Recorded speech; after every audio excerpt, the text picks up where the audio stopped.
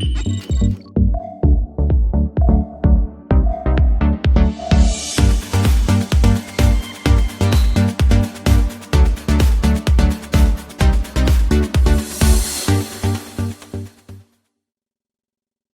unpack knowledge for a second. Knowledge is more than just a bunch of stuff we learn in school. There's been a lot of confusion about what knowledge is. And the source of that confusion really dates back to 1956, Bloom's taxonomy, where knowledge was at the base of the triangle. If you see in the revised Bloom's taxonomy, knowledge has been taken off and remembering is at the base, which has more to do with sort of memorization of information, which is more accurate based on the new science that we have.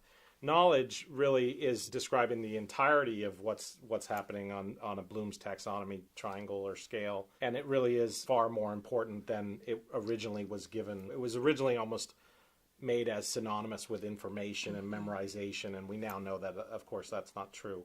Knowledge is much, much more than information alone, and it's much, much more than just memorizing. Knowledge is the most important stuff we have as humans. Without knowledge, we don't get out of bed in the morning. We don't get anything done. So knowledge is actually very, very different than just raw data or information that you memorize. Knowledge is what happens when we use our minds to think about information and give it meaning. When we say it's important to be compassionate for others, that's knowledge. To know what compassion is and to know why compassion is important is knowledge. To know how to do something. When we talk about skills, right, we always differentiate skills from knowledge.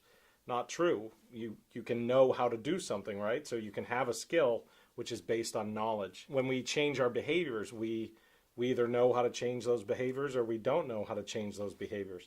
So knowledge really fundamentally is the combination of all the information that we take in from the world, but what we do with that information using thinking is when it becomes meaningful and becomes knowledge. You can have knowledge of taking tests.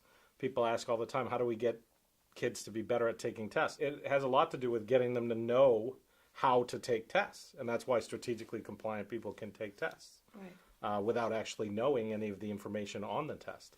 They know how to take a test. They don't actually have a deep understanding oftentimes of the information. We see this all the time in mathematics. Kids can actually solve an equation, but they don't know what that equation is. So they know how to solve the equation, but they don't have any knowledge about what that equation is used for or how it might be used in a given setting to accomplish something.